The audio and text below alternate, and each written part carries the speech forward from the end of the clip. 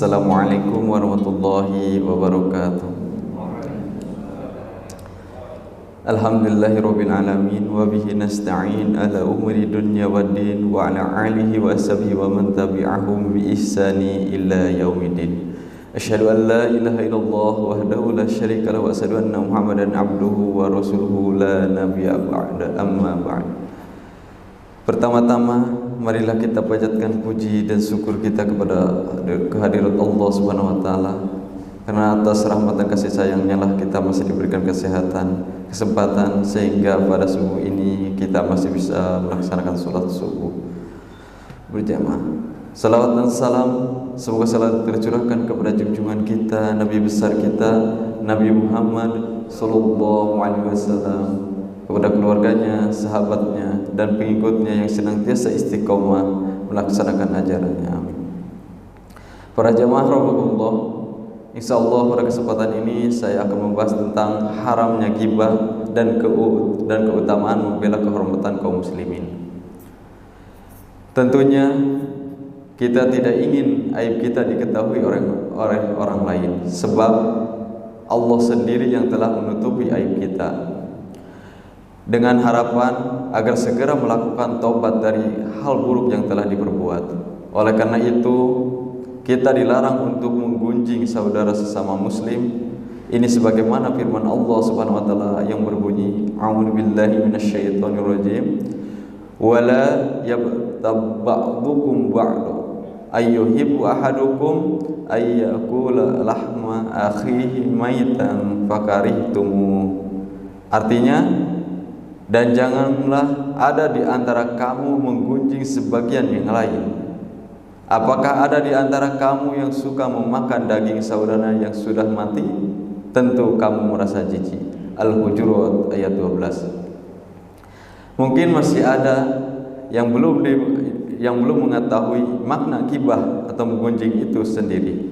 Dalam hadis yang diriwayatkan dari Abu Hurairah radhiyallahu anhu, Rasulullah sallallahu alaihi wasallam bersabda, "Atadruna mal ghibatu? Qala Allah wa rasuluhu a'lam. Qala dzikru akhaka bima yakrahu, qila afara'aita in kana fi akhi ma aqulu. Qala in kana fihi ma taqulu faqad igtabtahu wa illam yakun fihi faqad bahattahu." Artinya, tahukah kalian apakah ghibah itu? Para sahabat menjawab, Allah dan Rasulnya lebih mengetahui. Kemudian Rasulullah SAW bersabda, ghibah adalah engkau membicarakan saudaramu dengan sesuatu yang tidak ia sukai. Seorang bertanya, wahai Rasulullah, bagaimana menurut anda jika apa yang aku bicarakan itu memang ada pada diri saudaraku? Rasulullah SAW menjawab, jika apa yang engkau bicarakan itu memang ada pada dirinya, maka berarti engkau telah menggibahnya.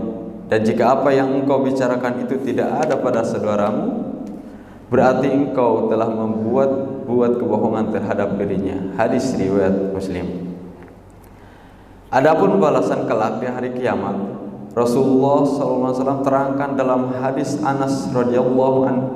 Rasulullah SAW bersabda, "Lamma uriju bi marartu bi qaumin lahum adfarun min nuhasin yakhmushuna wujuhahum wa sudurahum faqultu man haula ya Jibril?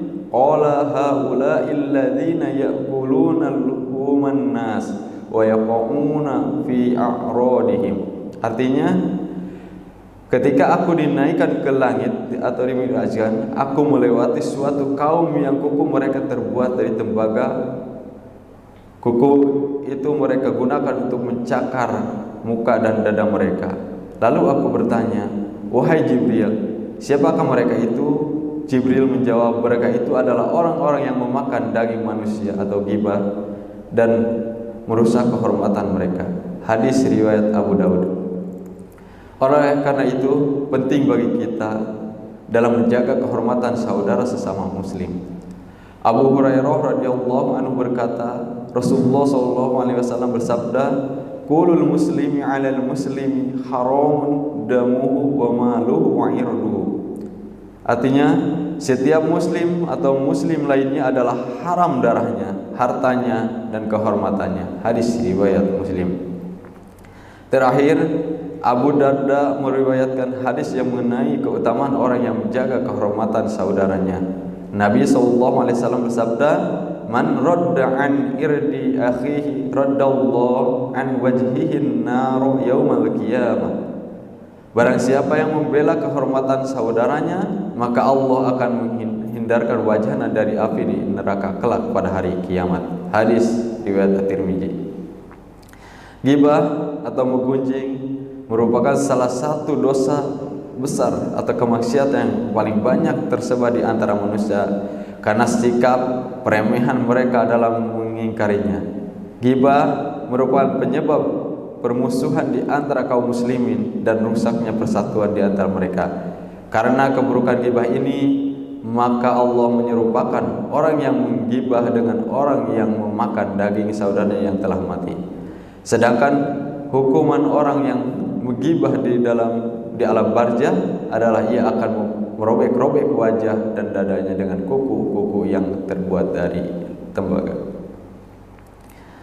Akhir kata, yang dapat kita ambil banyak pelajaran yang penting dari hadis-hadis ini, yakni yang pertama keharaman ghibah dan ia merupakan salah satu dosa besar.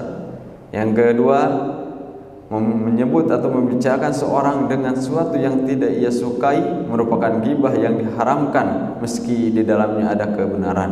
Yang ketiga, keharaman mendengarkan ghibah, kewajiban mengingkari orang-orang yang ghibah dan menghentikan perbuatannya. Keempat, kerasnya hukum bagi orang yang menggibah di alam barzah. Dan yang terakhir, keutamaan membela kehormatan orang muslim dan bahwasanya Allah Subhanahu wa taala akan menghindarkan wajahnya dari api neraka kelak di hari kiamat. Para jamaah Allah, demikian yang dapat saya sampaikan. Semoga apa yang saya sampaikan dapat bermanfaat. Wassalamualaikum warahmatullahi wabarakatuh.